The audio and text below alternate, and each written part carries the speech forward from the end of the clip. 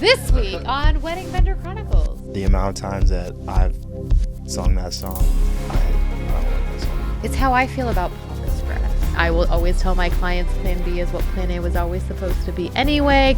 I never really what would thought you about do that. if I wasn't here? It's always my first thought in my head. They even thanked me for referring you guys as their entertainment because they were just blown away. You're almost like, are we at a rock concert or are we at a wedding? Right. So I went to the cemetery. Wait a second. And It's a quiet place. Okie dokie, here we go. So welcome to the Wedding Vendor Chronicles, where we take a behind the scenes look at the unsung heroes, the wedding vendors.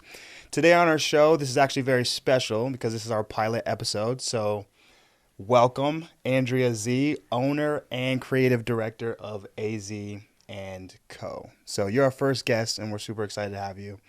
But I did want to touch on this because the reason that you're our first guest is because we actually had a conversation, we were just networking and stuff like that. And the conversation was just so free flowing and everything. I was like, you know what? We should sit down and record this conversation and do it in a podcast form. And now we're here. So welcome to the show. We're happy to have you.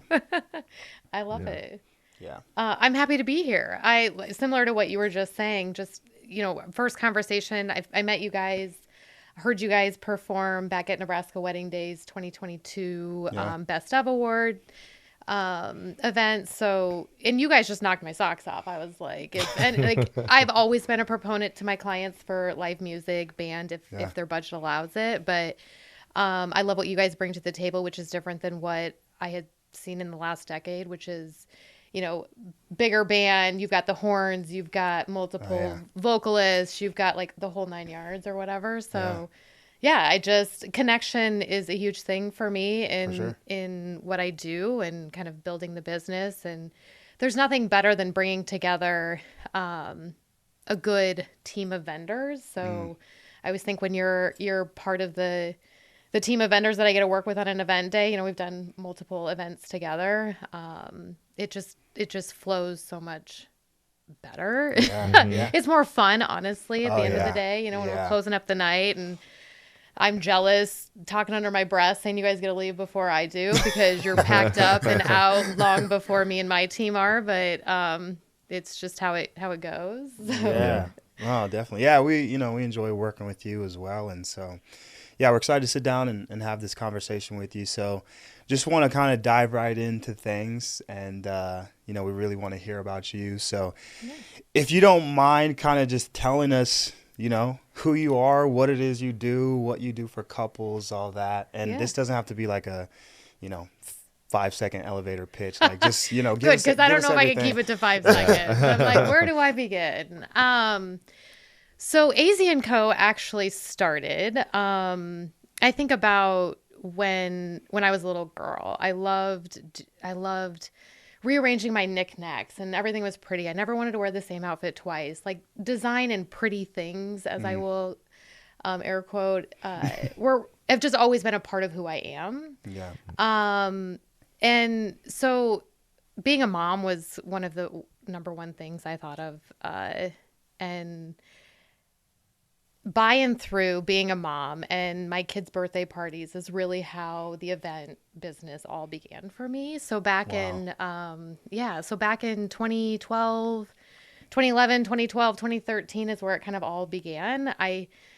I started planning my kids' birthday parties for whatever reason at that time in my life. I was working from home, and kind of a stay-at-home mom as well. And so you ask your kids, what kind of party do you want? And from there, it was just like the creative process began for me. And I really realized how much I loved it. I'm a very detail-oriented person. It's kind of what has made my business thrive is kind of the detail and customization of what I do for my clients. It all started with my kids' birthday parties over a decade ago. And it's really fascinating to me personally how my business has grown from that time to now. And I truly contribute the majority of that. I mean, when I started putting photos on social media back in 2012 of my kids' birthday parties, I got a lot of responses that was like, a lot of encouragement and support and was like, you should do this for a business. And I hadn't even thought of it. Like if you would flash me today, or excuse me, if you would have flashed me at that time what my life looks like today, I would have been like, no, Yeah. no way. Like that, Yeah. there's no way, right? So that's fun to reflect back on. But yeah, I mean, social media was a big, it was a huge benefit for me, especially at that time. And so, yeah, 2013, I did my first paid gig.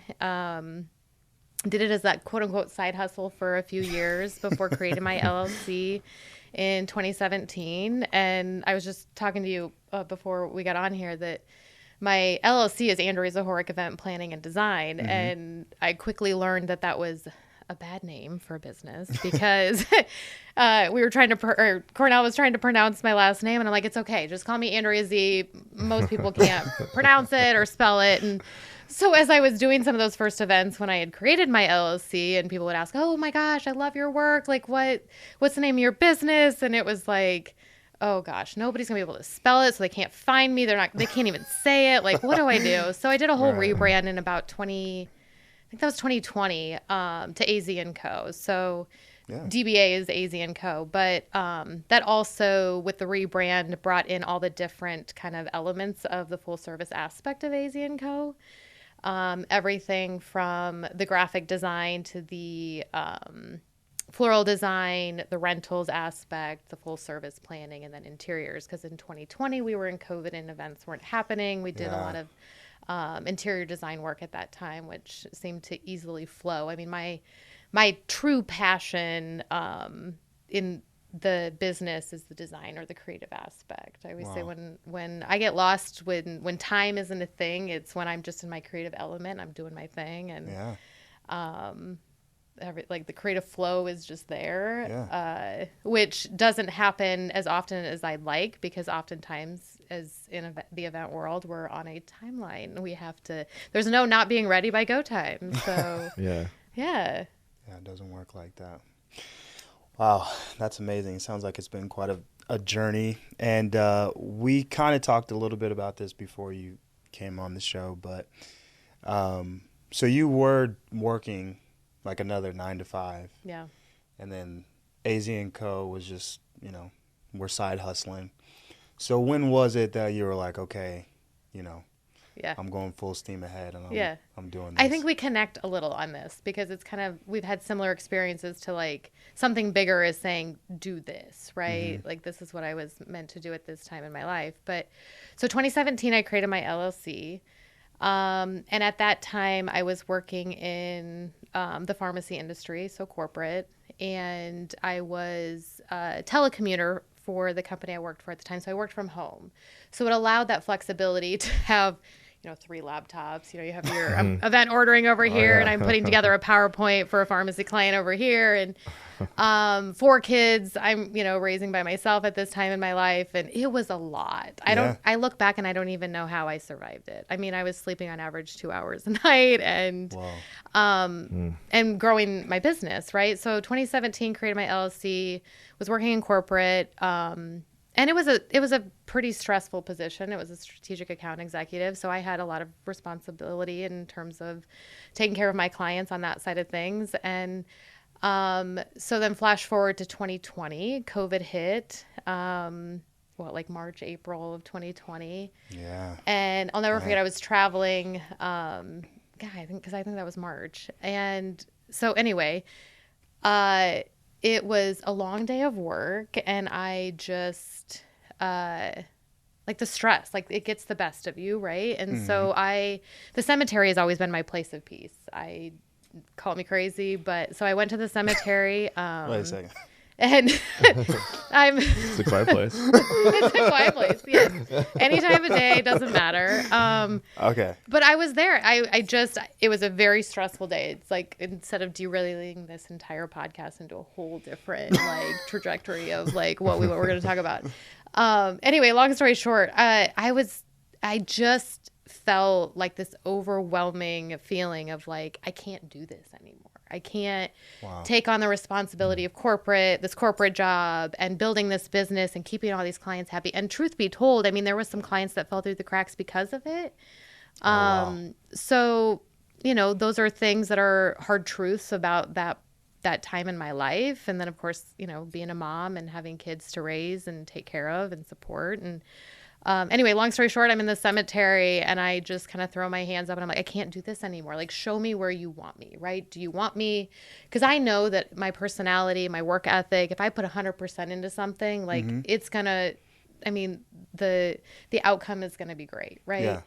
And I could put 100% of me into my pharmacy job on a given day if I needed to, I had present in a boardroom or whatever, or if I'd show up for an event and give 100% of me, I could do that. But on the average day, I was struggling heavily on being able to manage it all. So anyway, it was a few days after that, it was just clear to me that corporate was going away. I was going full-fledged in my business. Mind you, this is 2020 and this is COVID events. At this point in 2020, majority had either been canceled or rescheduled. A lot of them had been modified to, a lesser guest count, which means less profit margin, all those things. So I smile and I beam because I'm like, I love that the trust the process is what I want to title it. Is like just trust the process of following your instinct, following your gut, following your passion. And as we were talking earlier, it was like at that point, I really haven't looked back. I mean, there's certain clients I missed from that, that part of my life and things like that, or colleagues.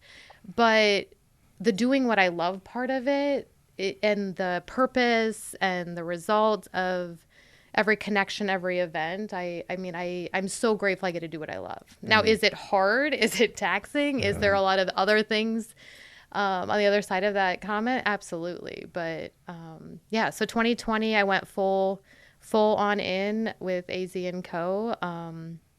I've had a brick and mortar since 2017, moved that in 2020 also, which then became a venue space as well, which is perfect for full service events that I love to do within the confines of my own four walls instead of packing up the 16-foot trailer and Yukon XL and like getting as much as possible loaded in and creating other spaces, which I also love to do. But yeah. Oh yeah, I hear you. Yeah. I think that as you were saying, I can really relate with that. And, I just recently went full-time. And I think that in this space, and maybe not even just in the wedding industry, but just if you're going to go out on your own and do, any type of business on your own, like there's so much fear, what am I going to do? How's everything going to work out? Because I think a lot of times it starts off as like, this is just my side hustle. Like, I'm just doing this for extra income. And I think for me, I think that how everything went down with me and my 9-to-5 job, like it had to happen that way. I was working at, for a software company, Quantum Workplace, and they're amazing and they're so patient with me. And I know the CEO, Greg Harris. But when I first started that job, the 9-to-5, it was with Downtown Collective. We weren't as busy as we are now, not even close. Like, we look back at that, like, I'm like, oh man, we were so busy, but it's nothing. What year did you guys have your first gig, like as that was Downtown in 2016. Collective? 2016. Okay. Yeah. Yep. And it was one of those situations where I was at school at the time, and a bride-to-be had put up a post on the billboard in the student union, and she had like a little tear-off thing. Oh, no way. With her phone number. Like, that's and legit OG, like we're a band, and you can pull off the, like, contact info, right? Yeah, she was just like, this is how I'm looking for a band. Just let me know and call me if you're a band and want to play at my wedding. And so we went into it just like, this is what we got to do. And okay, so can I ask, like, because I find this very interesting for me, too, is, like, my very first paid gig was, like, pennies. Pennies. And I lost so much money in the years and process of figuring out my worth, figuring out where pricing needs to be to not lose my butt. And, so I'm sure similar to you and anybody else in the industry or growing a business is like, you do your market research, you do all of that stuff. But really, I mean, it was it same. Like, Yeah. did you practically do it for free for that girl? Yeah, I think that's just part of the process when you start Yeah. because you don't want to go into it just be like, oh yeah, this is my price, and Yeah. you don't know what you're doing because you want your clients to be able to trust you, and yeah, there's just so much stuff to learn. But there's when a you go fine into it, line of so. being like confidently like it's the whole like fake it till you make it scenario, right? Yeah. For lack of a better term. I Yeah. don't love that term, but because you're not truly. I mean, you have a talent, you have a passion. No, we you were faking you it. you kind of know what you're doing. we were Yeah. at that point. But you in have time, to show up confident that you know what you're doing. You know what I mean? I definitely get what you're saying, but at that point in time, we weren't even a band yet. Like when we had just been doing like I was coming over to his house and we were like Yeah. doing all these covers and everything, and we were like, oh man, this sounds kind of good. And then all of a sudden, he was like, hey man, we're doing this wedding, and I was like, what do you mean we're doing a wedding? And You didn't ask him like, hey, you on board? Like, no, he's like, we're doing a wedding. I was like, oh, okay. Like, yeah. and you know, you've seen our band. We have anywhere from 9 to 12 plus musicians on stage. But when we that very first gig, we only had 4 of us. Like, Okay. I was singing and playing keys, and then Ether was playing drums And singing. Yeah. at Oh, the same no time, way. drumming and singing in the mic like this for the whole reception. And I played harmonica at one point too. And then we had Like, yeah. Yeah. Little harmonica. For the first dance song too. oh yeah. Do you remember what song it was? It was called Desire by, I think, Brian Adams, maybe? Oh, funny. But I can hear it in my head still. Dang, 'Cause it was that's just crazy. it was a really special moment too, because that was for the bride and groom, obviously, and we've never done anything like so special for somebody before, because before it was just like, we're just jamming for ourselves. Yeah. And now we're all of a sudden in front of these people that are For like, sure. this is like a huge moment in their lifetime, and Mhm. we killed it because we just like loved jamming, so we kind of brought that to the Yeah. wedding. Well, made and it that's fun, something so. to note too, like the pressure of being in this industry. It's Yeah. like you're Oh, the yeah. the Man, joy, that's like the a whole other thing, happiness, the stress levels or what have you of Mm-hmm. not just bride to be, but I mean, like I feel like everybody in the room, it's the pressure of everybody in the room sometimes for me. It's Yeah. like got to Yeah. create an experience, got to create the right atmosphere, got to create the right beauty, got to be everything that, is envisioned for this perfect day, because Yeah.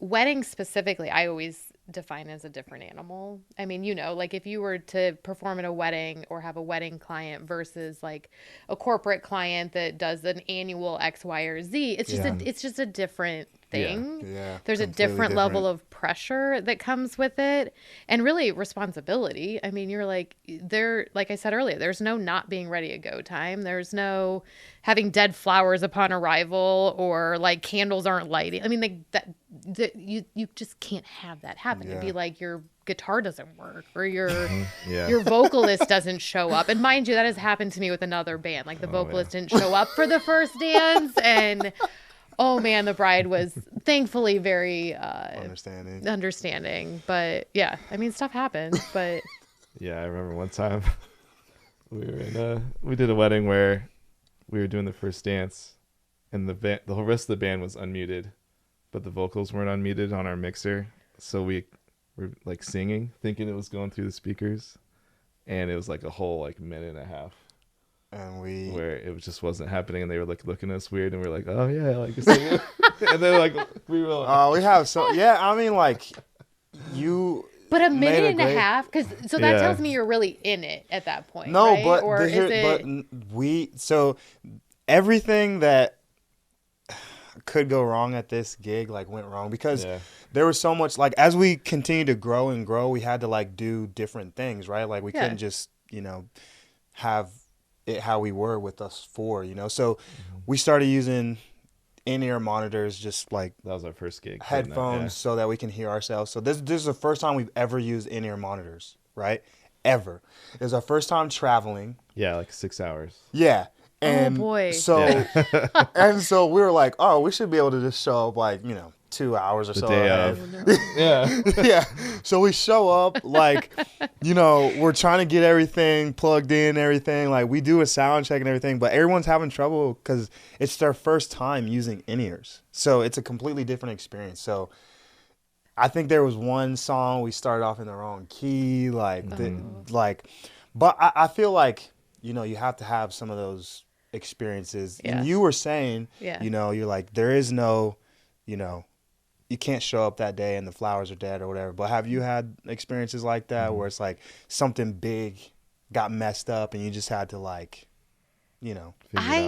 Yeah, well, I mean, I feel like nothing like catastrophic, so to speak. I've been very lucky and blessed in that way. But you're just better than us, I guess. no, I'm definitely not better. But I do think that being in this industry, number one, you have to be a certain kind of personality. There has to be an ebb and flow about you where you can plan B very quickly or plan C very quickly. And I will always tell my clients plan B is what plan A was always supposed to be anyway, because it just always seems to work out. And I'm like, I feel like I need to knock on wood or something. But for me, that's just when something goes quote unquote wrong or not as planned, I guess is a better way to say it. More politically correct way to say it. You just plan B it. And I don't know. I just always say like there's something bigger at hand in those moments to make it come to fruition and work out the way that it needs to in those moments. So no, I can't think of any one specific like catastrophic moment. But there's been a decade for me of little moments, and it's in those moments that you learn the hard way. Oh, You know yeah. what I mean? I feel like anything I've learned along the way in my journey of building my business, I feel like I've learned the hard way. But I didn't seek out and start my business with this mentality, oh, I want to be an entrepreneur and this is the business I'm going to create. And it truly came by and through a passion, Just passion, and yeah. just following this path of, clients coming to me and just making the most out of every opportunity I had. And I don't know. I just think that's a big part of it for me. Yeah. I think we could dive even more into that, because a lot of people in the wedding industry, it starts off as, whether it's a florist or designer or whatever, it's just, I'm really passionate about doing and making things or being creative. But as you start taking on more clients and doing more gigs and you're handling money and you have to be able to, run a business. And so where do you think, or how do you think you learned to kind of do that, be able to have a successful business? Because obviously right now you're not just going out every weekend and you're like, oh, this is just my passion. I just show up and right. there's things fingers. that have to happen. Oh, yeah. And so, if you could talk just a little bit about what that was like, maybe some challenges when it comes to like the business side of things. Or... Yeah. Again, I feel like I've learned everything the hard way, the long way. One of my least favorite things to do about running a business is for sure like the accounting, the taxes, the booking, like the book side of things, right? Oh, yeah. I love the sales aspect, meeting with prospective clients, selling the business, telling them what we're all about and how we can help serve them. So like the sales part, I'm all good with that. The creative process, I'm all good with that. Staffing. So like staffing and accounting would be my two least favorite things about running a business. Yeah. Staffing specifically in this industry, it's very hard because I have a lot of people walk through my door excited for an opportunity to work with us, and they may come on for a month, 2 months, 3 months, and a couple events in, and they realize, I think they come in with this idea that the event industry is glamorous and fun and exciting, and it is all of those things. Yeah. It truly is, and I'm grateful I get to be a part of those things. But what people don't show you is the behind the scenes, the broken glass, the 3-4 a.m. mornings, and little to no sleep. People don't show you the true work that goes into one singular event, and we do multiple events in a single weekend. Yeah. So staffing is important to execute multiple events or any event for that matter. So staffing's been hard from that perspective, is just trying to not burn people out, but also make them fully aware of what they're getting into from the get-go. Because, I mean, if you have a musician come in that's new, you've not worked with them, I mean, sure, maybe they've done events before, maybe they've done gigs before, but like we said earlier, weddings are just different, right? Mm-hmm. So I try as hard as I can to be very transparent up front. Like, this is what it looks like. Here are all the different ways that you could use your talents at AZ & Co., whether that's, whether that is graphic design or floral design or tablescape design, or maybe you're just really great at like organization and packing and you're going to be in charge of inventory control, or maybe you're the muscle and you're going to load and unload the trailer and move the big backdrops and set up floor plans and things like that, right? There's a lot of different hats that go into the staffing aspect of my business. So that's been really hard. And I love people. I love serving people. I don't love managing people, if I'm being completely transparent. I love to do what I do best, which is the sales and the creative aspects. The planning and logistics side. I mean, I love a good like adrenaline rush of, what are we going to do in this scenario kind of situation. But really the logistics, which in the wedding planner side of things is, having the full lineup of vendors, reaching out to them, creating a solid, master timeline to go by for, days leading up to wedding day, making sure that everything has its rightful place in the day so that nothing gets missed. Because if something gets missed and you're the planner, like, you don't want that on your conscience. You don't want after the fact. And thank the good Lord, I mean, there's been a few things here and there that have, for me personally, that I've learned.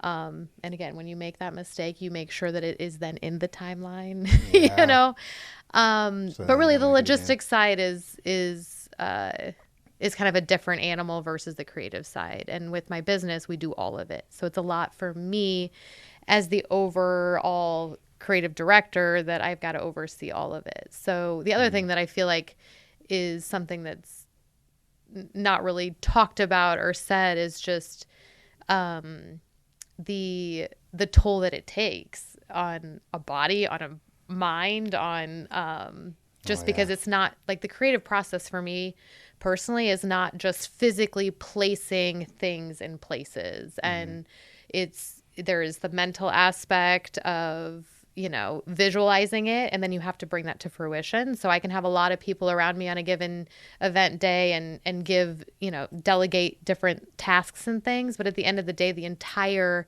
vision is in my head, or, in some aspects, in the proposal or in imagery or mood boards or whatever that we've kind of developed for clients over the course of the planning process. But then when, 2 a.m. rolls around, I'm like, I describe myself as the most extroverted introvert, meaning I could thrive in a room of hundreds of people and be great. Yeah. And be on a high. The adrenaline is flowing, and then generally speaking, Sunday, I'm like, I don't want to talk to anybody. Yeah. Don't text me. Don't call me. Don't ask me for anything. After the wedding. Yeah. But my favorite, I do have to say on that note, and again, I just feel very blessed by this, but I more often than not get text messages from brides or mothers of brides specifically on a Sunday just saying, thank you so much. Like, they wake up. I mean, because this is like not like a 2 p.m. This is like a 9, 10 a.m. text. Yeah. So it's one of the first things they thought of when they woke up. Yeah. And that's something that's super meaningful to me. Those are texts I screenshot and save for the moments I need a little boost of energy because truly that is what gets me through the next one. Because you have to be a certain kind of crazy to be like, I mean, you load up all your equipment, you set it on the stage, you do the dang thing, you got to load it back up, go, I mean, there's a process to all of it. And I don't think any of us in the event industry specifically would do it if there wasn't the passion and the purpose behind it. And I have to tell you guys, so after one wedding we did last summer together, I got a thank you card in the mail from them. And they even thanked me for referring you guys as their entertainment because they were just blown away by what you guys brought to the table for them and their guests. So I was like, the fact that they're acknowledging not just like, the beautiful event, but like as the planner, as the coordinator, we're helping find the perfect vendors for their day. Yeah. And when those all align, like I said earlier, like the dream team, like that's not just a saying to me. Like there is like the dream team on a wedding day, and there's this is a marginally good one. Like, you know what I mean? Like no judgment whatsoever, but just there are different vendors that just collaborate really well together, and I'm always grateful for that. But I did have to tell you guys that I did get a beautiful thank you note, and they were like, thanks for Downtown Collective. So that's great to hear. Yeah. Well, thanks for sharing that. I kudos to you being an event planner. I think that's the hardest thing out of all the different types of wedding vendors out there, just because you collaborate with so many different people. And everyone's looking to you for everything, like especially the day of and just all the stuff. So that's the other thing. Like that Stretch Armstrong guy, like I feel, or Elastigirl, I feel like I'm being pulled like from one end of the room to the next end of the room on event day, and like there could never be enough of me. And that's not me trying to be a pompous whatever, but like it's just everybody's it's coming to you asking you, and I could never. The funny thing though to me, and I don't know if this ever happens to you when there isn't a wedding planner or coordinator, because then sometimes they just come to you because you're kind of the MC, you're oh my God, you're really like facilitating more or less moment to moment, but like just some of the off the wall, I don't want to say dumb, but they are like dumb questions. It's like, of all the things, like, I never really what would thought you about do that. if I wasn't here? Is always my first thought in my head. Is like, what would you do? If I wasn't here. Anyway, would you like mind touching on that? Because we have run into situations where the couple like comes to us like, oh yeah, we don't have a wedding coordinator, and then we kind of feel like we end up being that for them in a lot of ways. Yeah. Because we have our timeline, we're emceeing, we have to like know that stuff anyway, but. What would you tell couples that don't hire like a wedding coordinator? Like, what are some of like things, advice of like why you should do that, and like what are they missing out on if they're I would so everything. Well, I mean it's hard for me to imagine not having at least a day of coordinator. So what I mean by day of coordinator, which in my business would not be a full service client. It would be a day of coordination contract. It would be, we start working with that client 60 days out from event date. And essentially at that 60-day out mark, we are gathering all of the planning information that has happened up to that point, their full list of vendors and contact information. Most clients at that point have some semblance of a rough draft timeline, kind of put together.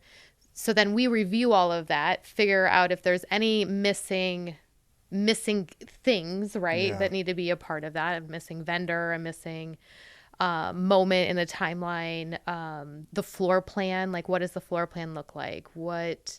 How's it going to flow? I mean, everything from, bridal grand entrance from a reception perspective. I mean, forget ceremony. I mean, you've got your venues that have ceremony, reception, same location. You've got your weddings that are two different locations. I mean, there's a lot of moving parts. So day of coordination or day of coordinator, I would say, I don't know how you could possibly do a wedding successfully without at least that minimal service. Secondly, I would say the design and the execution side of things.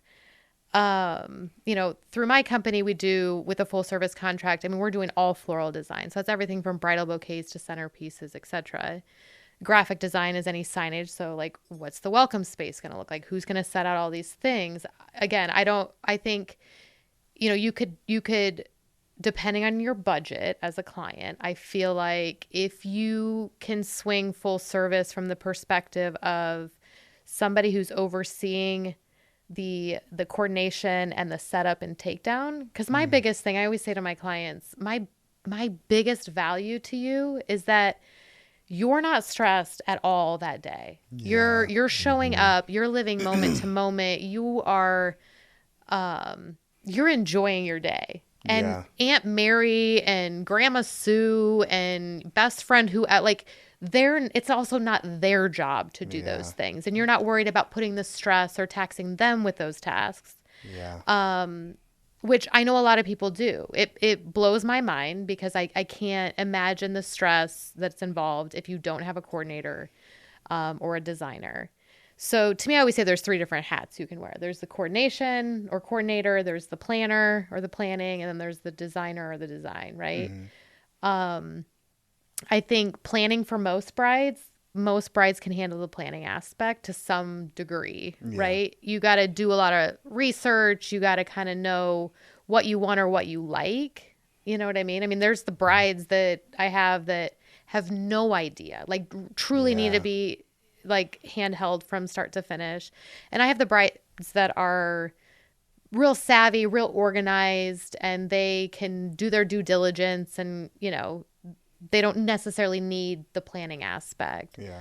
But I would actually flip the question back to you guys on that note, because what percentage of events that you do, wedding specific, have a planner? I mean, is it 50%? Is it higher than that? I think over time, back when our pricing was a lot lower, I think it seemed like, I don't know if you think this too, but when the budget was much lower for the couple, it seemed like they were always trying to do everything on their own with their family. Oh, yeah. And I understand that your budget's your budget, but yeah, it's just not worth it because I've seen a lot of brides kind of suffer through the day. Like they're not enjoying their day as much. And like you're trying to ask them a question because they actually are the event coordinator or the planner for their day. And you could just tell like the stress level is super high and it's not the day like they were expecting, I think. And so, yeah, that's but it's like, almost like you guys should have an add-on for coordination. Yeah. Like, do you have a coordinator? No. Okay, we'll be your coordinator for you for this fee because it is work. Like, oh my gosh, yeah. And it pulls you from what you were hired to do sometimes. Yeah, I would imagine. Yeah. Based off what I know. Yeah. But I think to your point also, like the bigger the budget, the more likely they're going to have one. So I understand that as well. Like budget is what budget is. And that's why I say like at the very minimum, just at least get a coordinator. Yeah. Even if it's a relative or something. Yeah. Pay them $1,000, like whatever. Yeah. But just somebody to oversee it, somebody to be the point of contact. And wear that hat so that you can sit back and enjoy your day. I like hands down would preach that to everybody and anybody. Yeah. Yeah. We've definitely seen situations where it's nobody that's, supposed to be in charge of.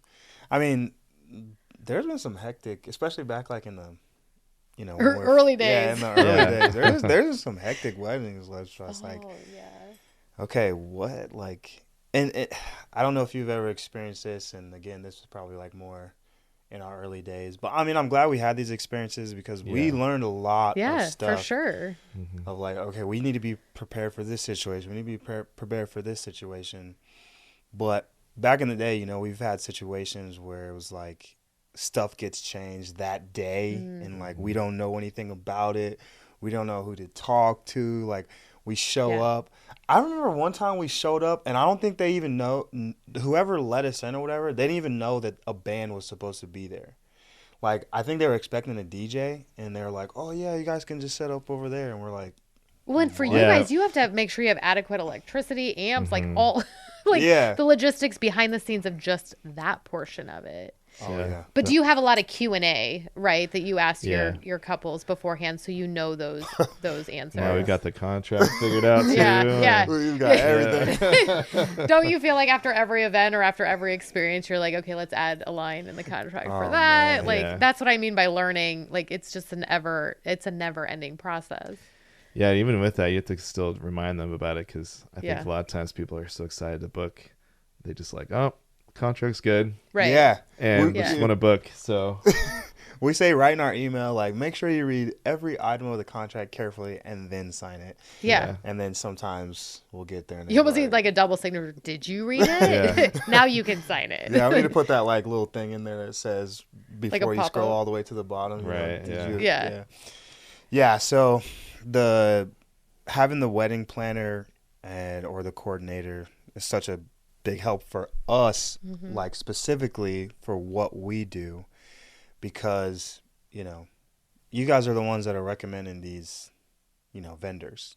And so when you're picking vendors, what are the things that you're looking for? You were touched on it earlier. Like, I think that just as much as you want the couple to have a good experience, like, you also Yeah. just individually Yeah. working with other vendors, you want to have a good experience too. So what does that look like when you're picking these different vendors? Yeah, I think the thing about giving a referral, you don't want that referral to come back and hurt you in any way, shape, or form, right? And this has happened to me one time specifically with a wedding cake for a couple. And I would never, generally speaking, refer any vendor that I haven't personally worked with.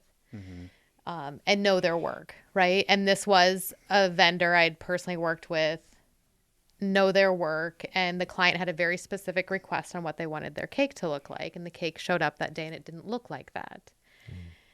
And we're not talking like a mini 2-tier. We're talking like a 7-tier. Like, you don't really see those kind of cakes very much anymore. yeah, And it was a very expensive cake. Like, this wasn't $100 cake. This was thousands of dollar cake, it's right? a lot of cake too. It's a lot of cake.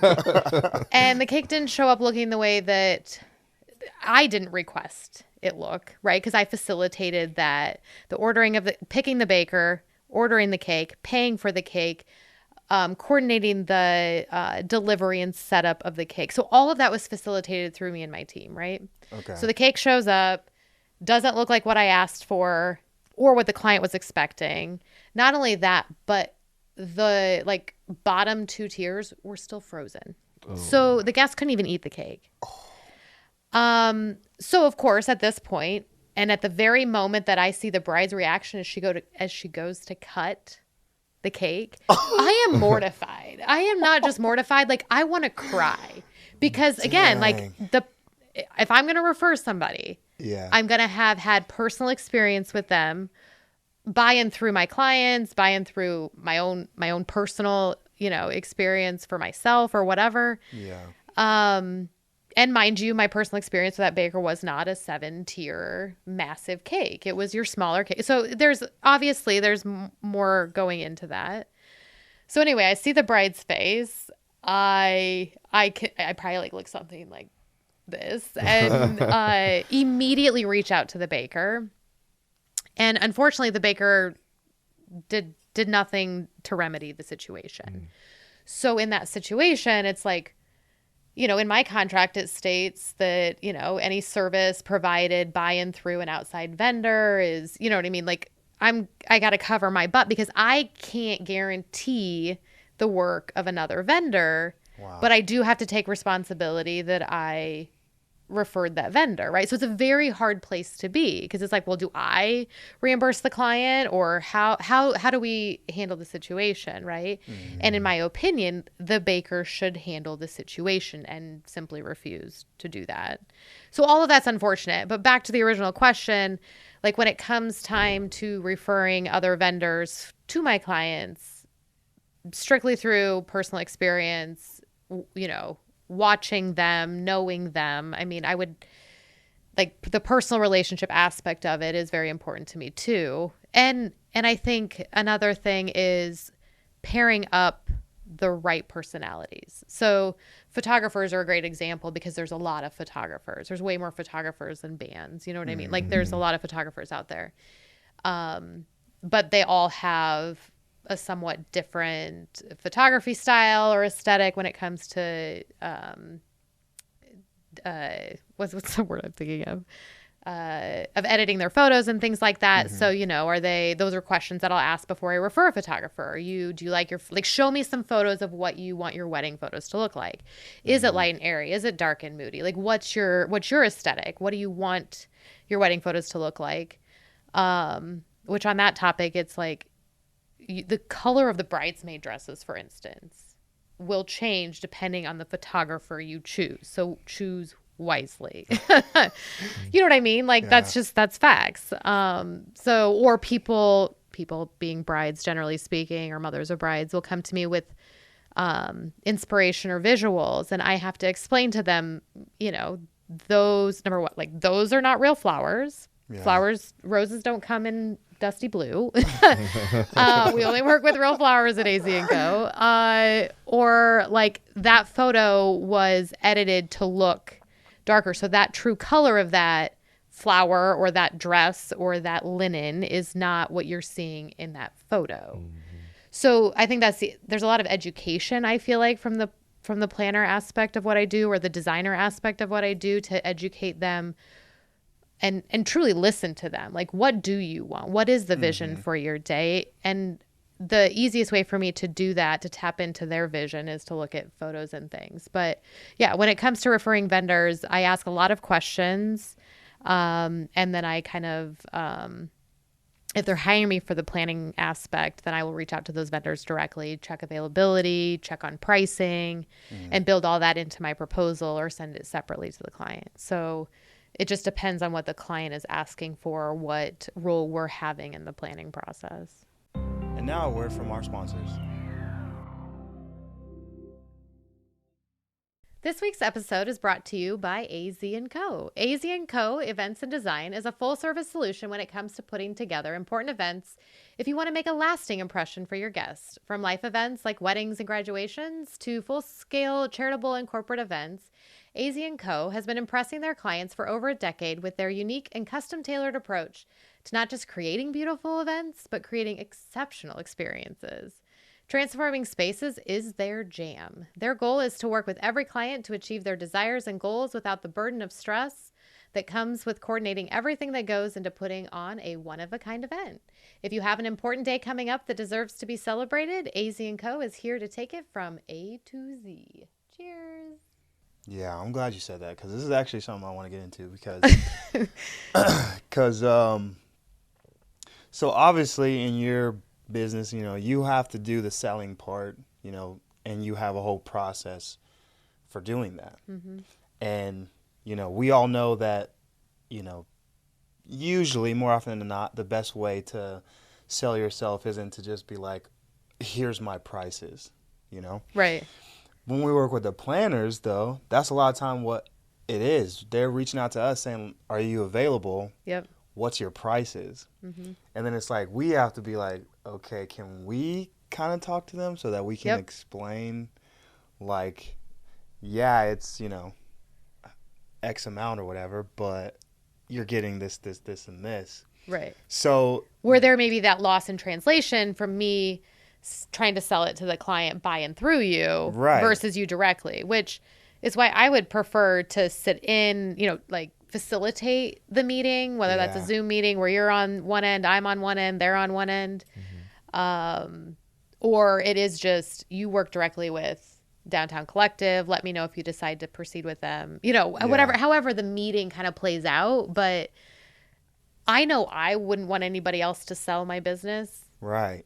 I mean, I would love the referral. If you said AZ & Co. is great, like go, but I wouldn't want you to like throw out numbers and because it's so custom to me personally in what I do from a proposal perspective.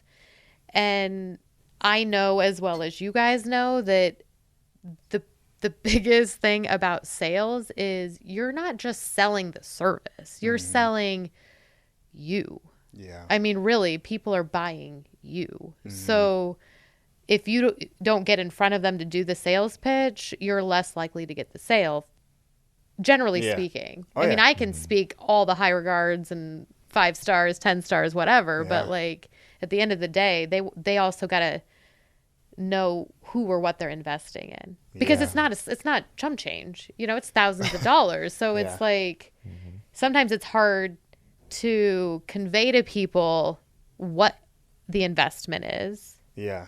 And I will always call it an investment, not a fee, not a like it's an investment. You're investing in the perfect day. So, you know, you have different package options depending on budget. Like you can direct them to the correct package based off budget. But you Yeah. can't do that if you don't know where they're at. Yeah. I think it's gotten a lot better, but I feel like that used to happen to us a lot where, I mean, we work with a lot more planners now, but I feel like it was like the planner reaches out, are you available this day? What's your price? Mm-hmm. And then we would send them the price, and then we would just never hear back. Yeah. And Yeah. it's like, Yeah. you know, and we do want to be very transparent. I mean, if you go to our website, our prices are on there. Yeah. But still, like, if the planner is just sending the price over, it's just like, Yeah. all right. So No, I will tell you what I do personally. If I'm recommending a vendor, I'm going to, if I have any marketing materials, I'll share that with them, you know, pricing, packages. But I know as well as you guys know that they need to see and experience and look at what that translates to, right? So to show them a video of an event that you guys performed at, or show you live performing, or truly explain to them what the feeling in the room is like when it's a band versus a DJ. You know what I mean? Like you got to paint the picture in a Yeah. way that sells them on the why, you know? Yeah, definitely.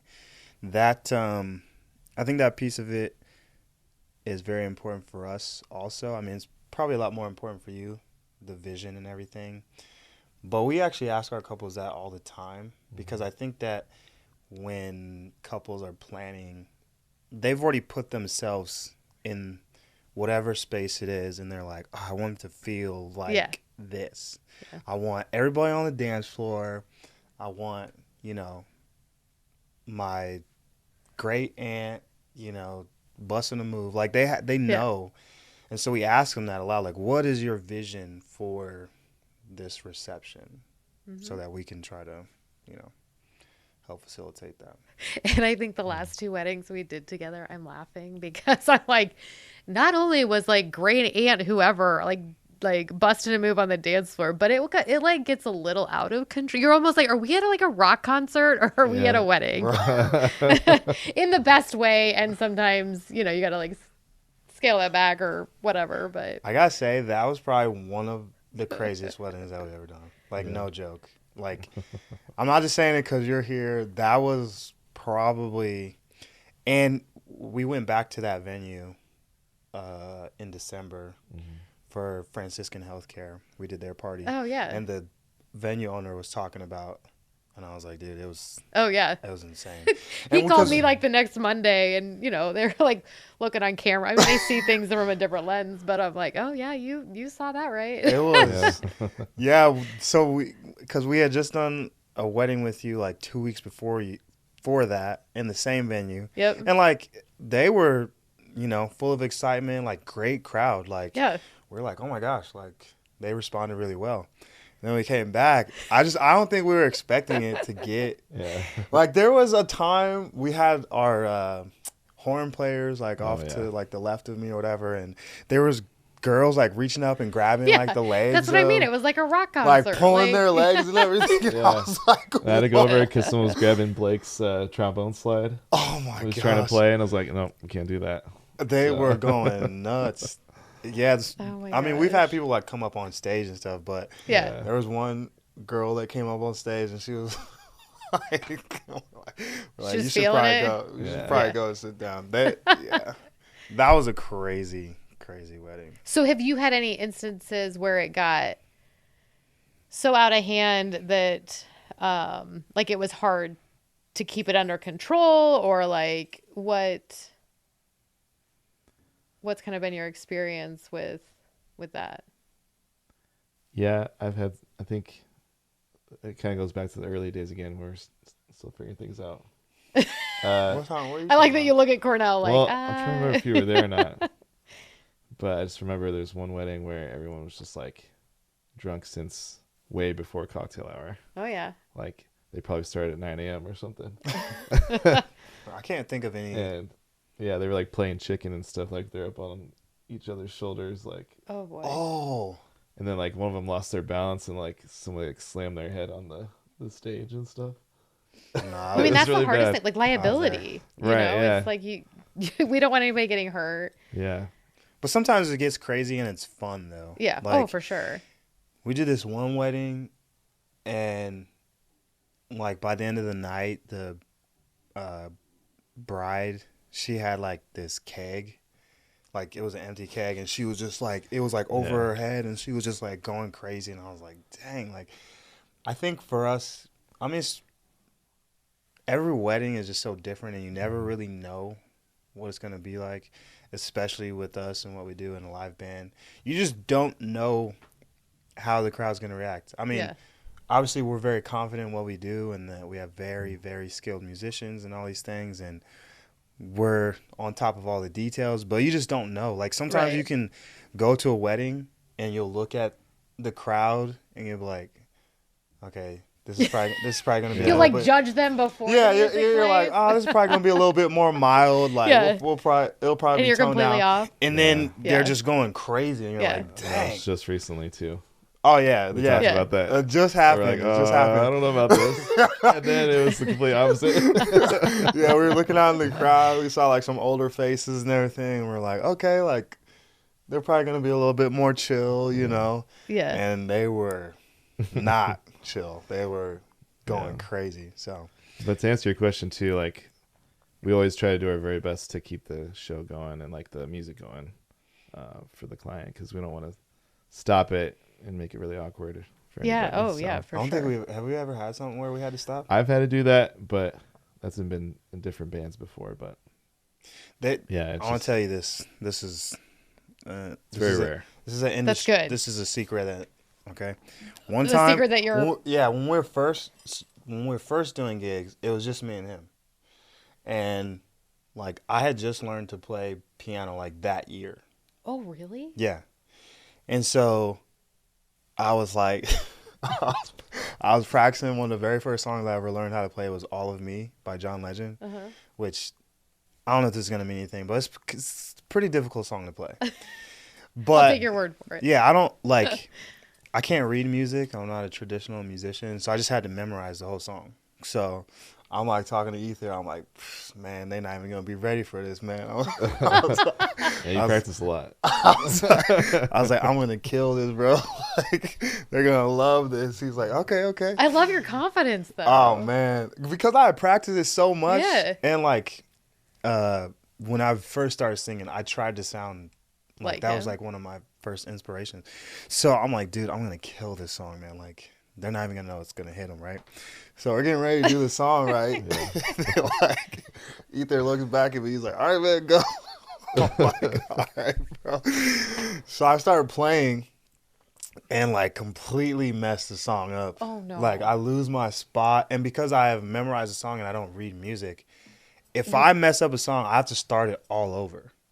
So I was going, and then like everybody was looking like, man, what's he doing? And I was like, I had to stop. I was like, my bad, guys. I'm How sorry. far in were you? Like I 10 don't even- seconds? Like, Yeah, probably like 30. Yeah, I don't even Maybe think so. I had gotten to the chorus yet. I don't even think I had gotten to the chorus. But I had to stop, and I was like, I'm sorry, guys. I'm sorry. I was like, let me start over. And they were like, oh, yeah. Yeah. yeah. They're like, You yeah. had the support of the crowd. Yeah, oh, yeah. They were like, yeah, go for it. And then I started playing again. I was like, all right, I got it this time. I started playing again, and I messed it up even worse. No. Ether was like, just stop. Just don't play it. So what did you do? What was? We just Let's went move on to the next song. Well, at least it wasn't for like a special moment. Like it wasn't. Nah, it wasn't like a first dance or Yeah. anything like Yeah. that. It's a very chill crowd still. That's Yeah. good. Very low risk. They were very forgiving. The very low risk. Yeah, yeah. And it was in our like beginning Yeah. time. So But you'll never forget that. no, Your ego won't let you I forget will that. never forget that. No. I love But- that about you. I didn't know that you didn't read music. So it's all by sound. Well, I mean, I don't play the piano in our band anymore because of that incident. No, I'm just playing. Because you chose not to. But yeah,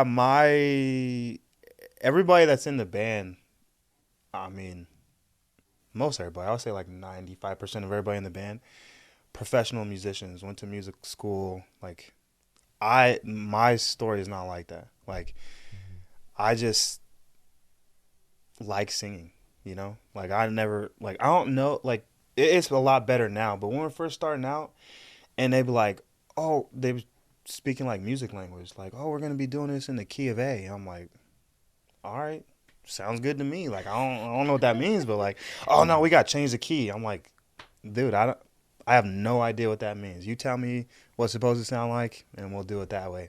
No idea how to do Have harmonies. you caught on at this point? Like Yeah. key of A and things like that? Yeah. Yeah. I mean, I take, vocal lessons and all these things. And so it's a lot different than how it was, but my story is just different than like Yeah.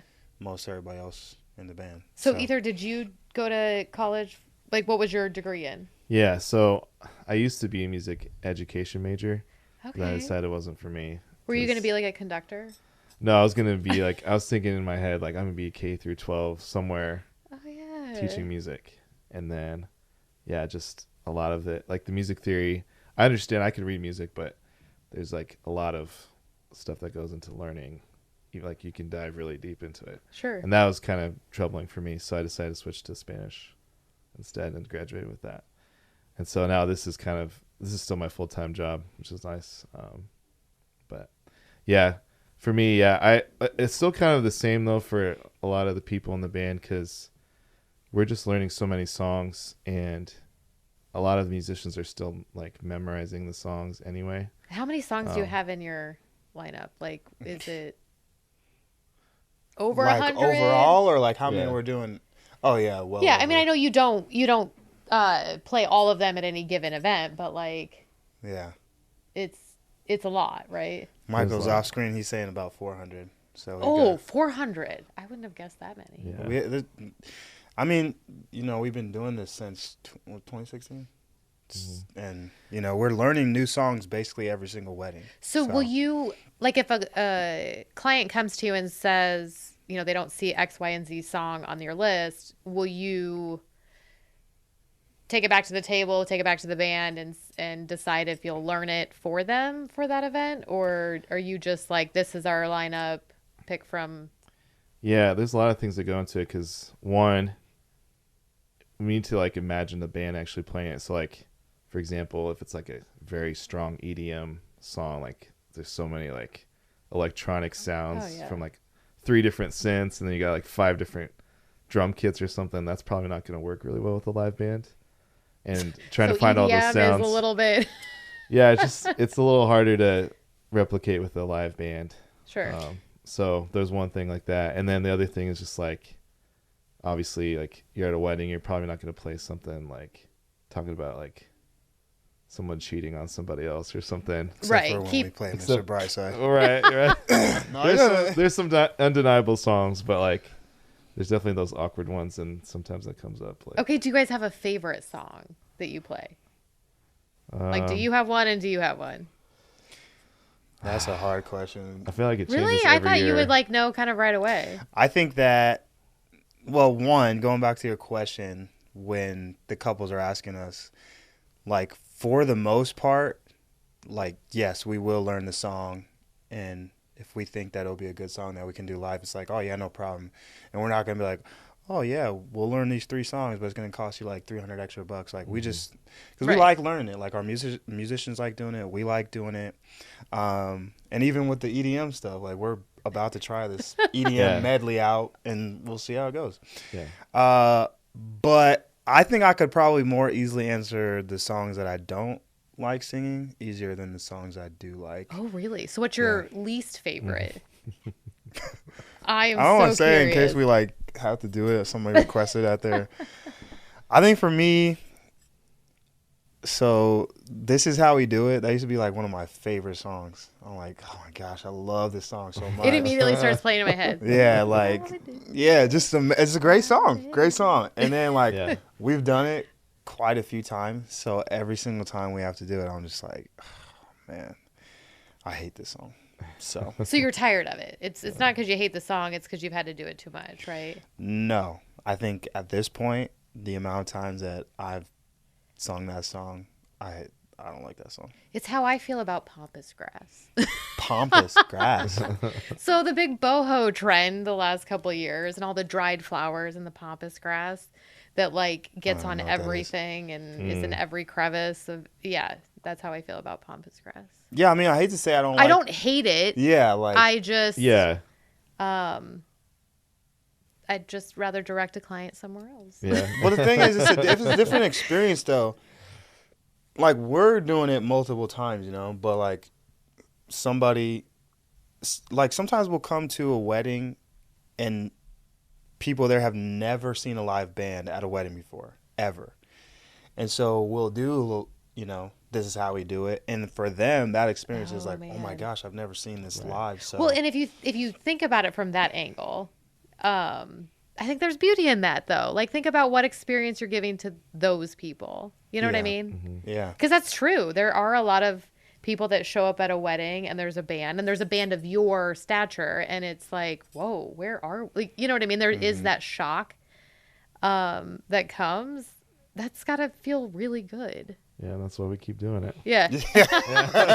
Otherwise, it'd be like, let's move on from that. No, I think that being able to create that experience for people, because I don't know how it is for you, but I don't know if I could pinpoint exactly what it is, but that thing for the couple or for, a guest at the wedding, when people walk in and sometimes they're like genuinely blown away, they're like, whoa, like I didn't know there was a band tonight, or I didn't, or like, you see, like you can see people's face change too.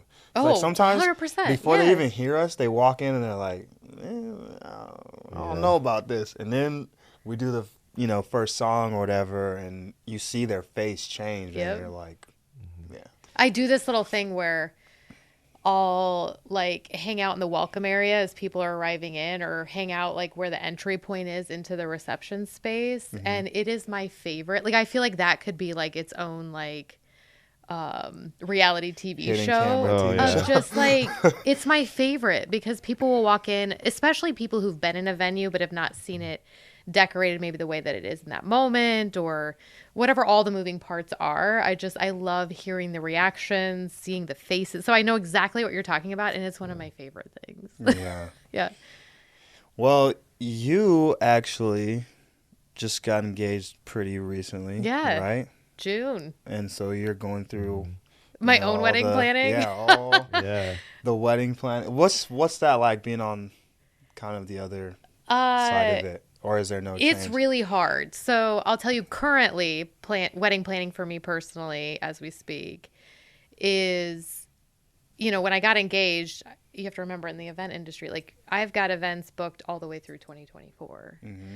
So my biggest thing is I don't want my personal wedding in between other weddings, and I'm trying to like jam it in and still enjoy it because I know what I want in that regard. I don't want to be stressed the week before or the week after trying to do somebody else's event or events.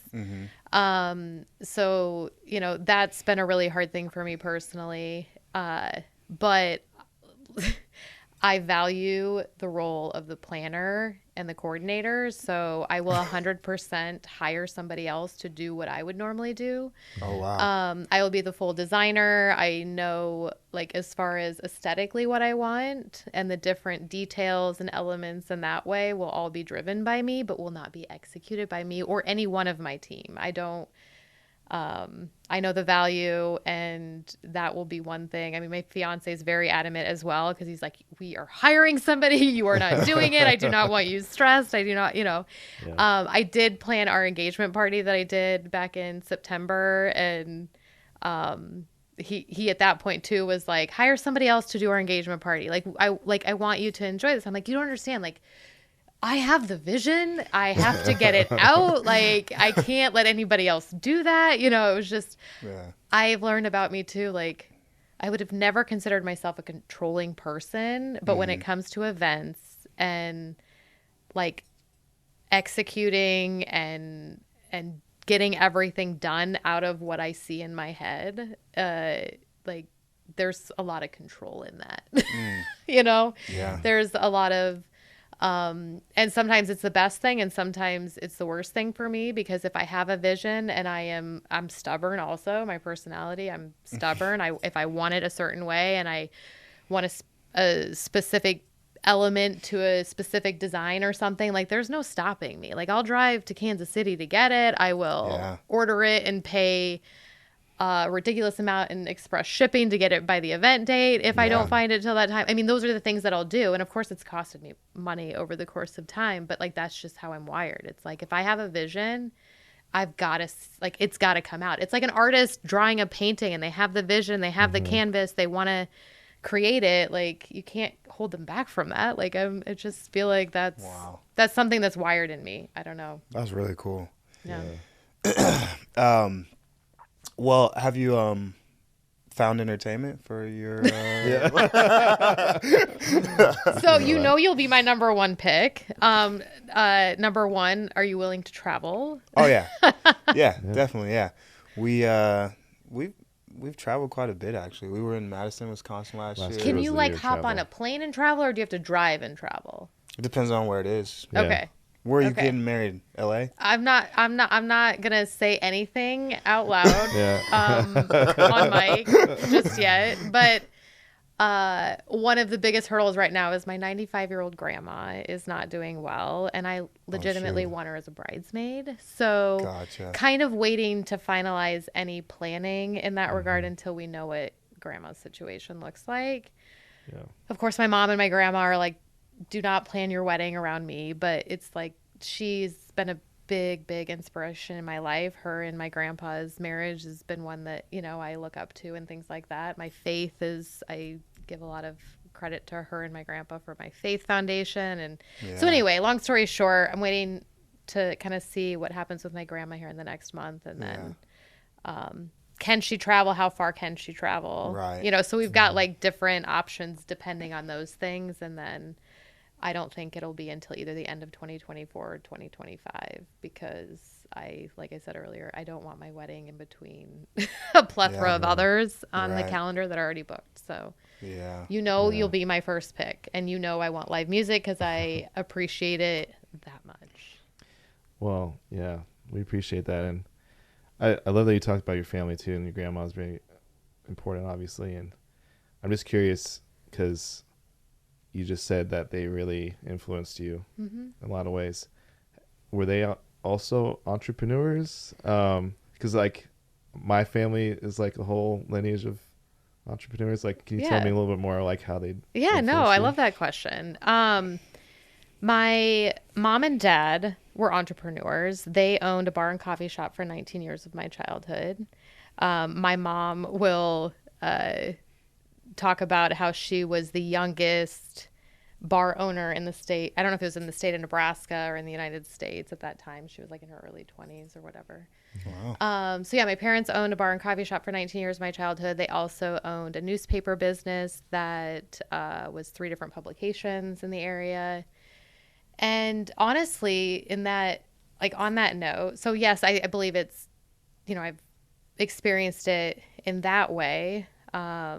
My grandfather was a farmer. I mean, my other grandpa worked more factory work and things like that. But I just feel like watching my parents after they sold their business, they really struggled. They struggled to find their way after that. So that's been a really interesting thing to observe now, being in the thick of owning a business, is like, okay, what do I want in my future? And that's a question I feel like I'm asking myself more often than not right now, is, and it all comes down to like sustainability for me. It's working in the event industry is very hard work. It's long taxing days. You're giving up most weekends. And my life has changed quite a bit in the last 2 years. And my goals have changed in the last 2 years. Yeah. I feel like in 2020, when that moment happened where I went full fledged, it was like all the prayers I put out was give me more clients, give me more events, give me big events, give me the most profitable, like all of that. And I feel like all of that came to me. And now I'm like, okay, no, give me less. Like, I feel like I'm now in a place where I'm way more intentional about what I'm taking or not taking. That things have to align for me and what my future goals are in terms of sustainability and how much I want to take versus how much I want to be with my family. Because I've got 4 kids, and a good chunk of the last decade has been working way, way, way too much and missing a lot. And that's hard. I don't want to look back on my life and have regrets in terms of being there for my kids or how my kids remember me. I don't want my kids to always remember the stressed mom that was running rampant like all the time trying to get. And Wow. truthfully, at the end of the day, like, my passion lies in serving other people. I don't think I need to do it in the capacity that I'm doing it, to have the impact that I want for me and my purpose in my life. So I think it'll be interesting to see how AZ & Co. kind of transforms specifically in the next probably 2 years, because there's going to be some big changes I have Wow. in the works. I'm not ready to announce anything specifically, but yeah, it's going to be exciting.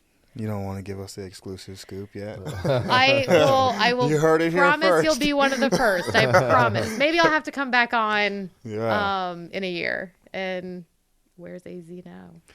Yeah. Wow.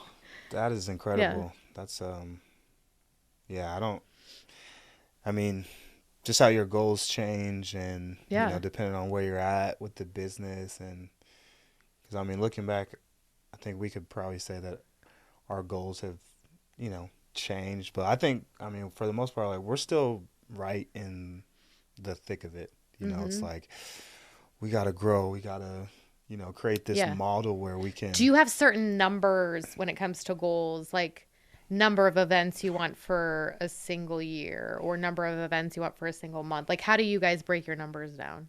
Yeah. Is it like that, or is it just however it lands, it lands? No, we actually we've been meeting with a person that helps businesses get goals and all that. So that is something we have thought about a lot, and we've kind of with our numbers now. Yeah. So what's some good takeaways that you've learned from what they've brought to the table that would help someone like me? Yeah, there's a lot of stuff. Yeah. Well, his name is Scott Woods, so Yeah. we'll send him your way because he's amazing at what he does. But I don't know about you, but for me, I mean, we were kind of talking about this earlier. I think this happens more particularly in the wedding industry, but it's a passion, right? It starts off as a passion. Eventually, you have to figure out, okay, this is great that you're going to do your passion, but there's sustainability that you have to think about, and then you also have to make money. Like, you have to be profitable. And I think that we've learned a lot of things from just, we learned it the hard way, So I think for me, one of the biggest takeaways that I've taken from our meetings with Scott is that it doesn't have to be that way. And that, like, what you were talking about, having that vision in your head, that's great. That's wonderful. And that's wonderful.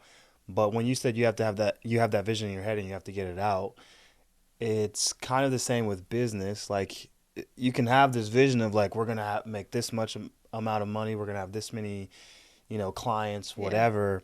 But if you don't put it down and have a clear path on how you're going to get there, then you're basically just spinning in circles. Like, oh, we want this clientele. That's great. Yeah. How are you going to do that? We have the goal to get this many, weddings next year. Wonderful. How are you going to get there? Right. And so he's shown us how we break down all these things and how we measure success for us. Because if we look at it and we're like, oh yeah, we're a successful business, Yeah. it's like, what does that actually So mean? how do you take all of that and build it into your calendar and then still have, like, do you have certain boundaries or thresholds or block out dates or weekends so that you don't get burnt out? How do you prevent the burnout? Yeah, that's a great question. I think just a couple of years ago, we did talk, heavily about what our standards are. Like one of the big things for us is like we don't really like to do events on Sundays, not only because it's a religious reason, but we just really strongly believe in having at least one day of the week where we're not going to expect anyone to have to do an event. Yeah. And so that helps a lot. And then other things like just knowing like when his kids' birthdays are and when mine are, The because we important have dates. kids. Yeah. And anniversaries, same thing for all the other musicians, like just so that we are not bothering them, like saying, hey, we want to have you do this gig. Oh, wait, we forgot it's your anniversary, Yeah. So things like that. And then just like, obviously, we try to keep everything organized as much as possible. So we know, like, if we are going to send out more than one band, we can't go over that. Like having more than two bands. So So, I would say that when I've asked that same question to other vendors, they'll answer very similarly. But some will also say like they intentionally will block off at least one weekend a month or two Yeah. weekends a month or whatever they're wherever they're at. But my hardest thing has always been like when that inquiry comes in for that day that you intentionally marked off and it feels right. Do you know what I mean? Like I do a lot of my business off gut. Like, does this feel right? Does this connect? Like, is this something I want to do? What does this look like? Right. So I go through that whole process and then I'm like, sometimes I take it, sometimes I don't, but do you go through that same point where like the inquiry comes in for the date you have marked off and is it just an immediate no or is it like a meeting of the yeah, minds and it's meeting then of the minds a lot. okay. Yeah. Okay. So you struggle with well, that too then. Like yeah. because it's like you can have your boundaries, which I've set way more boundaries in the last probably 2 years in terms of like late meetings and how many events I'm going to take in a single weekend or full service versus other services and things. But sometimes, no is a yes. I totally believe that. But I also believe that or I don't even believe it, just live it, is like sometimes it's just hard. Yeah. It's hard to say no. I think that business owners, entrepreneurs, I mean, there's a lot of things that a lot of them have in common or is successful. But I think for the most part, a lot of them are very risk averse, so they don't mind taking risks. And then I also think that there's this just incredible level of optimism, you know? And I think for us, it's like we get an inquiry or we get this opportunity and it's like, this is like the next big thing for Yeah. us. Like we have to I take get this. chills because I'm like, when you say like that level of optimism to me, like I know exactly what you mean, that it's just, yeah. I don't Like, know. yeah, I literally get chills. I'm like, yeah, I they don't they know. present you with this thing that maybe it's like you've never done it. You don't even know if you can do it, but then you're just like, yeah, Yeah. we'll do it. Yeah. And then you just figure it out but I don't think without that just almost a crazy level of optimism, like, Yeah. we can do this. And I think even sometimes we say that we can do it and we don't really know if we can. Like, we haven't ever done it before. And it's not a lack of confidence or anything like that. It's just like we've never done anything like this before.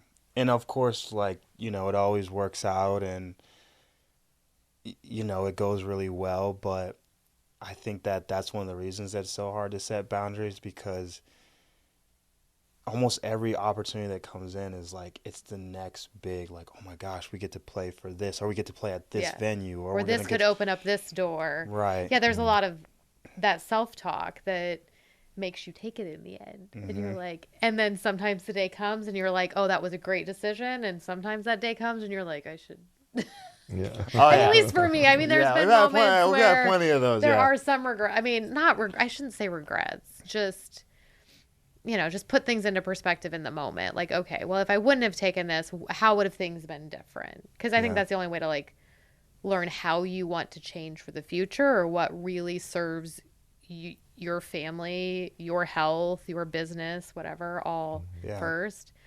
I feel like I've quote unquote bent over backwards for many, many clients. And what I have to remind myself in many, many moments is at the end of the day, my family has to come first. Yeah.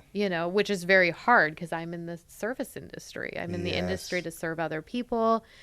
I'm a people pleaser. I want my clients to be happy, not just my clients. I want everybody in the room happy, and so it's hard to manage making a room full of people happy while still making my children and my family happy. Right. It's one of the biggest like tug and pull, like can't be in two places at once. I feel like I never like that feeling. I wish I could have less of. Yeah. Constantly feeling like I'm missing that because I'm here, but I still feel like I'm where I'm supposed to be in some regards. So it's just this very hard balance of. Oh yeah, extremely difficult. Yeah. And I think that, I mean, our kids are pretty similar in age, and I think we're fortunate because, I mean, my son plays basketball and football and all that stuff, but it's like through the YMCA and stuff, so I can make almost every single one of his games, or it's not to the point where it's like traveling AAU or anything like that, but we have talked about many times, like, what's this going to look like in 5 years? Because it's not sustainable to be, right. Because I'm similar to you. I don't want to be, like, I don't want my kids to be, looking in the stands like, oh, it's my, like, I try to be there for, like, everything. Like, even, like, a checkup doctor's appointment. Like, I want to be there, But it's hard, because you've, got the responsibility of taking care of your family, and you have to take care of yourself and pay your bills and all these things. So it's definitely I think it's really interesting, and it's really telling of how, I mean, the changing of the seasons, if you will, right? I mean, I feel like with raising children specifically, like there's the season when they're infants and they can't tie their shoes and they can't buckle their own seatbelt and wipe their own butt and all those things, right? And so when you get out of that season, then it gets a little bit easier in these areas, but more time is invested in these. I mean, there's just this forever changing thing in life, whether you're a parent or a business owner or both in this case, or in our cases, where you go into building a business thinking it's going to be exactly how it is as you're building it, and then every year it changes. And I think that's one thing that I would say has been a hard thing to learn, is just being able to transition with the changes, or continue to build on, or change how I run my business based off what's happening in my life. And that's one great plus you could say about being your own boss or being an entrepreneur, is you have control in so many regards of, like, what does my day look like today? Oh, it's a snow day. My kids don't have school. I'm going to work from home, and I'm going to move these meetings all to Zoom. And, I mean, there is those different things that you can do. But I just feel like if I look at the last 10 years of my life and I think of how many times I've had to stop and be like, okay, how do I change this to better fit what I needed to do for me and my family? Yeah. And for you guys, you've got the two of you, and then you've got all your musicians, and your musicians rely on you to also feed their families. I mean, you've got like that. I mean, to me, your musicians are your staff, right? In so many ways, that they're relying on you. And there's that pressure too. Like, you can't just say, oh, I'm going to take the year off. We're going on a hiatus. I'm going to Bali and whatever. Right. Like, you can't just do that either. Yeah, there's that added level of pressure, and I don't think that anybody really understands it unless you're doing it, And I also think, and it's not, you chose this life, So it's like, I think about that all the time. It's like, sometimes when we're really, like, buried, and I'm just like, man, like, you chose this, But this you is, also prayed for that, I'm assuming, right? Like Yeah. you prayed to be buried. Like I said Yeah. earlier, like I prayed for all, like more, and then you get more and you're like, oh crap. yeah, Like, yeah, what do I do now? You yeah, know? and you don't expect your staff or anybody else to, it's just a part of it. Yeah. But that does bring me to something though, like you were talking about bending over backwards for couples and stuff like that. Do you it's do you feel like the couples or anybody else notices those things? Because I'm sure there's times when we've had to like step in and do stuff, and it's like if we hadn't done that, like the Right. wedding would have been derailed. Mm-hmm. And I'm not saying this because we need the credit or anything, but there's so Right. many times where you do something for the couple that will Yeah. just no one will ever know besides like maybe your team or some Yeah, other whoever was vendors. directly involved. Yeah. Yeah. Oh, all the time. Yeah. But it also goes back to the value I sell them is that if there is a challenging moment in your day, you're not going to know about it because I'm going to take care of it for Yeah. you. Yeah. And there's many of those moments I've never shared with any of them because it's not necessary to, or maybe I do and it's, in a ha-ha after the fact or whatever. But yeah, I think I've been very blessed. My clients have been so gracious, generally speaking, most of them, right? I mean, you have different mixes of clients, right? You've got, but for the most part, my clients are very gracious at the end of the night, very, just on and on and on with, gratitude and thanks, and couldn't have done it without, all of those words of affirmation do matter to me. 'Cause like I said, that kind of gives me the energy for the next one is like, okay, that's my purpose. Like again, and also being a people pleaser. I'm like that. I served them well. They're happy. I did my job. But there's many times where there's things that happen behind the scenes that the client doesn't know about for sure. Yeah, definitely. That's why you hire a wedding planner. Yeah. So, yeah, we're getting close to the end here. We'll kind of try to wrap things up. But one last kind of question for you when it comes to, advice that you have for couples. If you could maybe sum it up in like one thing, like this is one of the most important things you need to be looking for when planning your wedding or choosing vendors or from, a planner, designer's perspective. Oh gosh, there is not one single piece of advice. I'm gonna rant a few, if that's okay. I would say do your research. I would say, do your research, follow your instincts, interview your prospective vendors, get to know them, get to know what they're about, read your contracts, all of those things. But I think the overarching advice I would give any client, specifically wedding related, would be take the appropriate steps to invest in your day in a way that allows the industry professionals to do their job so that you can be present for your day. Because if you're going to invest any amount of money on such a special occasion as your wedding day, do it in a way that is going to allow you the most stress-free, the most opportunity to be present and enjoy it.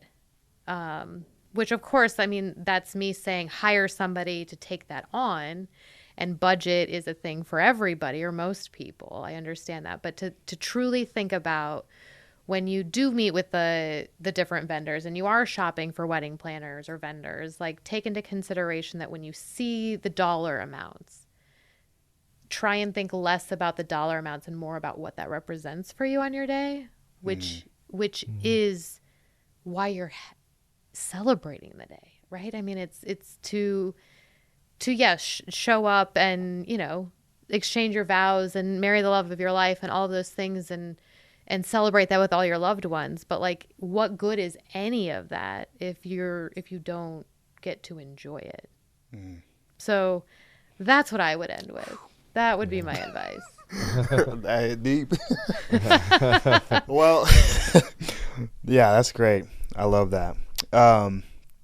Yeah, before we kind of wrap everything up completely here, we've got a little something for you. So our thing is, I don't know if you experience this, but I don't know, we experience it all the time. But, you're at the reception or, day of the event, and, it's just really busy for all of the vendors involved. And so a lot of times we'll, come at the end of the night to the cake table, and we're, so hungry. Yeah. And there's nothing left. So we wanted to give all of our vendors, everybody who's on the show, just a piece of cake. Oh, my gosh, I love it. Yeah. Chocolate or vanilla? Ooh, vanilla. Mostly because it's pink. Yeah, okay, there we go. There we go. Do we get a cheers the cupcakes? Yeah. Yeah. It's Well, also my seriously. birthday month, so. It's my birthday month too. When's your Birthday birthday? month? What the heck? Yeah. birthday month. When's your There you birthday? go. Shoot. January 27th. So it's coming up. Oh, I'm 23rd. Really? I'm AZ123. That's how you have to Oh, remember there me. you go. Yeah. Look at that. That's easy to remember. Amazing. Wow. That was a great. So will you judge me if I put the whole thing in my mouth? I would judge I you was if you about to do the didn't. same thing. If you didn't put the. Oh man. That's great. So what's your favorite dessert you've ever had at a wedding? Um, Are you a cake person? Because some people aren't cake people. One thing keep in mind that was not cake. Remember that gig we did? It was the anniversary party, and that person made those cookies in Donovan. Oh my. Those Cookies? cookies were Gosh. amazing. Those are the best cookies I've ever had. Like in my sugar life. cookies or No, like chocolate chip type cookies? They were all different. Like all different kinds. Like whoever it is, I don't know who you are, but she needs to open up a business immediately. She definitely did out of her house. Like Oh, really? lived in the country, Yeah. and yeah, I think we were talking about it for like 10 minutes while we were in the line. She put her heart and soul into those cookies, and there was all different kinds. Like there was one that was like a what is it? Macadamia? Yeah, probably. Oh, yeah. white chocolate macadamia Yeah, nut white or chocolate. something? Yeah, and the cranberries in there and everything. And I was like, oh my gosh, You this tell it is was so made good. with love, and like Oh, I love it. it was like grandma's recipe or something. Oh like, yeah, you know. it'd been passed Yeah. down from like generation to generation. Yeah, There was a secret it's so ingredient good. in there too. Like, yeah, it was. They were good. Yeah. Well, thanks for coming on the Yeah, show thanks for today. having me. For anybody that is listening to this podcast, where can couples go to find out more about you, to book you, Yeah. your services and stuff? Well, there's multiple different avenues they could go to. Instagram or Facebook or Pinterest. Instagram's azco_events_design. Facebook, Pinterest, az+co period. And then contact.azevents.design@gmail.com or azevents.co. So that was a lot, but basically No, just we'll put it up search on there and AZ put it in there go. too. Yeah, yeah. Or check below. Yeah. But hey, that's better than Zahourek. So AZco is much easier. Oh, great. Yeah, well, this has been an amazing. Yeah, I could talk to you guys all day. Experience, yeah. Like, Right. Couldn't think of a better way to just kick bring me things in as off your and- like third. Hey, listen, well, yeah, we'll do it. You know, you can. Yeah, we'll do that Pretty thing soon like. I'll be singing on the stage, part of the band. Maybe that's my next call. Hey, we did.